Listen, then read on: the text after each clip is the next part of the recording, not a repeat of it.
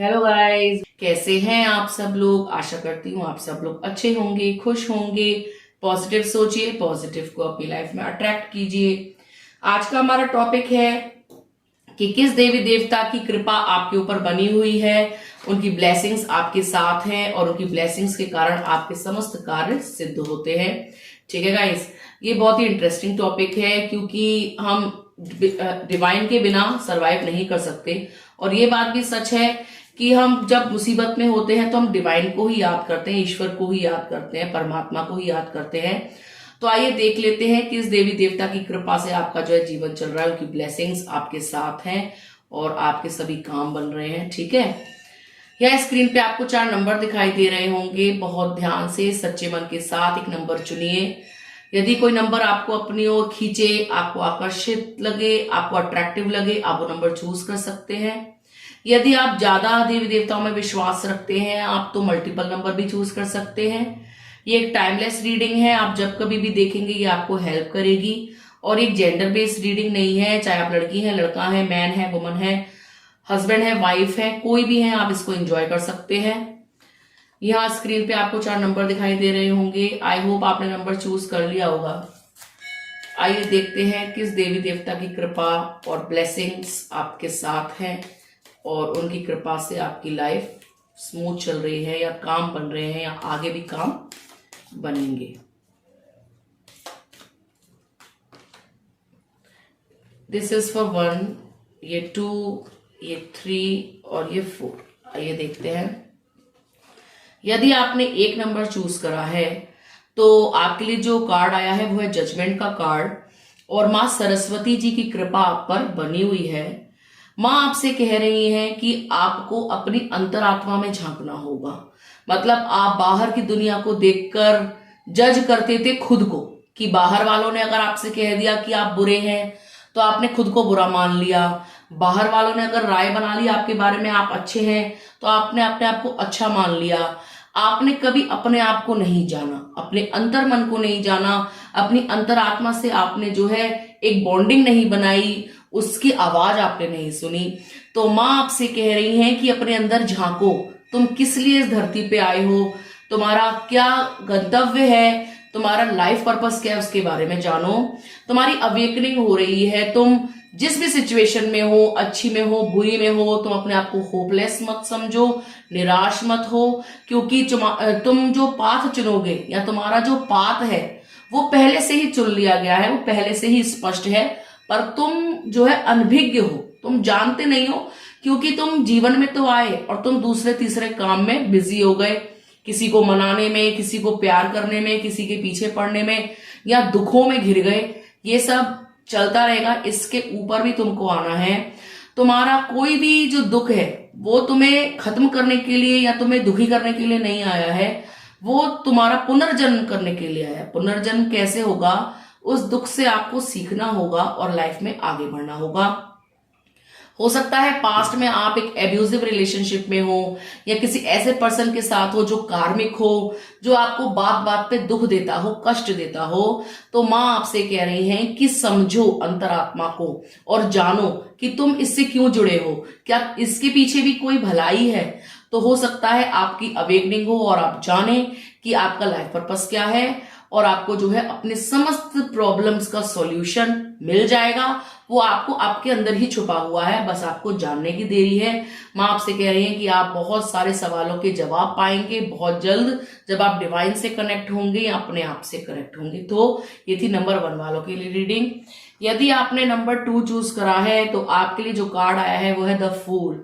Means आपके ऊपर किसी देवी देवता का हाथ है, लेकिन किसका है ये आप भी नहीं जानते। मतलब आप एक क्षण किसी देवता को पूजते हैं, दूसरे क्षण किसी और देव को पूजते हैं।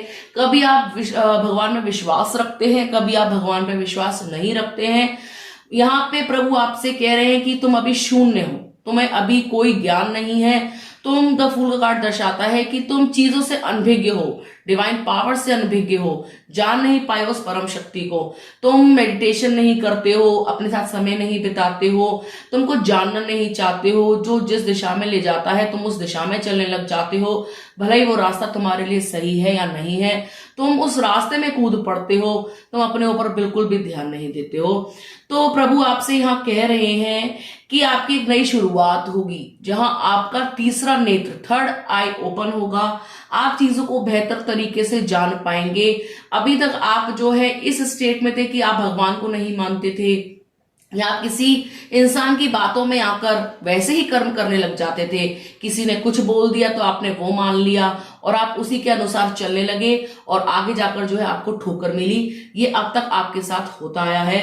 प्रभु आपसे कह रहे हैं कि आप बहुत इनोसेंट हैं, बहुत नादान हैं, बहुत आपके अंदर उतनी चतुराई नहीं है, या दुनिया को समझने की क्षमता नहीं है, या आप जो है बहुत ही भोले भाले और मासूम हैं।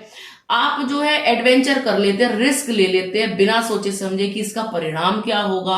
आपको डर नहीं लगता कि आगे इसका रिजल्ट क्या निकल के आएगा, क्योंकि आप इतने नादान हैं, दूसरों की बातों में आकर अक्सर आप अपना नुकसान कर बैठते हैं। वो कह रहे हैं कि अपने हृदय को खोलिए। प्रभु आपसे कह रहे हैं कि अपने हृदय को खोलिए और ज्ञान अर्जित कीजिए। जैसे जैसे आपके अंदर ज्ञान आएगा, आप अपने एक इष्ट बनाएंगे और आप उनकी प्रार्थना पूजा करेंगे, तो आपका भी कल्याण शुरू हो जाएगा। ये थी नंबर 2 वालों के लिए रीडिंग। आइए देख लेते हैं नंबर 3 वालों के लिए क्या निकल के आया है। यहाँ पे जिस देवी देवता का हाथ आपके ऊपर है वो है इंद्रदेव। अब आप सोचेंगे कि इंद्रदेव की कृपा कैसे बनी हुई है। देखिए यहाँ पे द डेविल की एनर्जी आई है, मीन्स कहीं ना कोई भोग विलास आप करते हैं, जैसे कि आप ना मेटीरियलिस्टिक चीजों से बहुत प्रभावित है कि बड़ा घर, बड़ी गाड़ी, लड़की सुंदर होनी चाहिए, लस्ट, आप लव से ज्यादा लस्ट को प्रायोरिटी देते हैं। तो इंद्र भगवान भी मतलब एक ऐसे देवता है जिनके पास बहुत कुछ है, एक लग्जूरियस देव।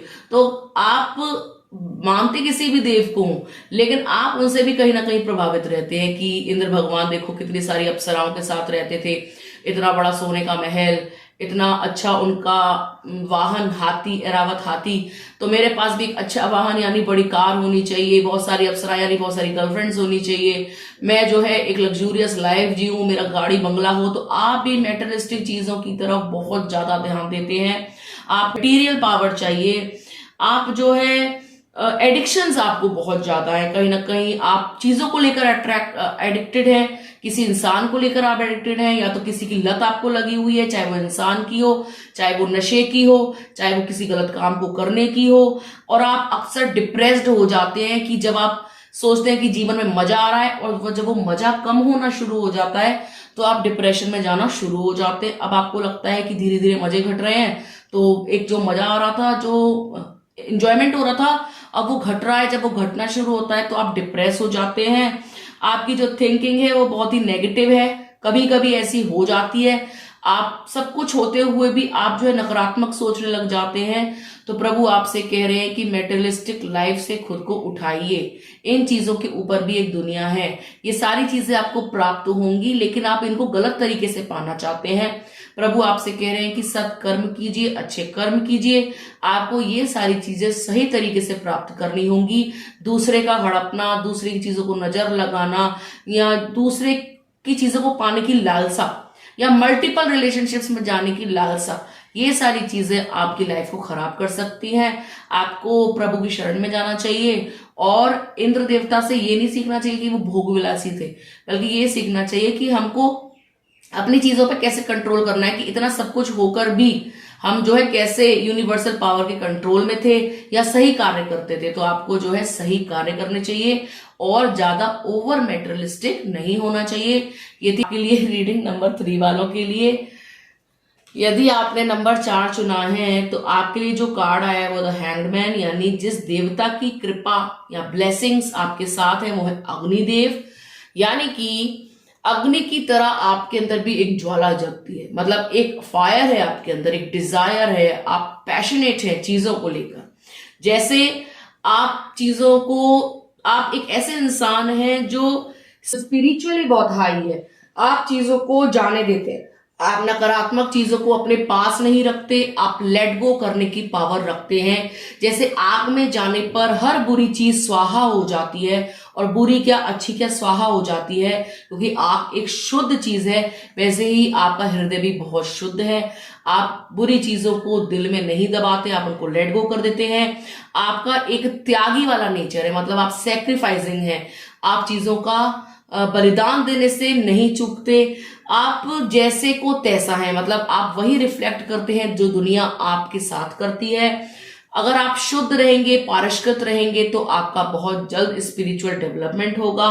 आप एक आज के जमाने को देखते हुए भी आप एक प्योर सोल हैं, एक प्योर इंसान हैं जो किसी चीज से डरता नहीं है, और जन कल्याण के लिए जिसका जन्म हुआ है। और आप जो है, आपके ऊपर अग्निदेव की कृपा बनी हुई है, उनकी कृपा से आपके अंदर एक स्पिरिचुअल डेवलपमेंट होगा। वो फिजिकल भी हो सकता है, मेंटल भी हो सकता है, मेटेरियलिस्टिक भी हो सकता है। आपका कल्याण होगा बहुत जल्द, और प्रभु की कृपा आपके साथ है। ये थी नंबर 4 वालों के लिए रीडिंग। आपको कैसी लगी आप हमें ज़रूर बताइएगा। अगर आपने अभी तक हमारे चैनल को सब्सक्राइब नहीं किया है, वीडियो को लाइक नहीं किया है, तो जल्दी से कर लीजिए। मिलते हैं आपसे अगले वीडियो में, तब तक के लिए राधे राधे।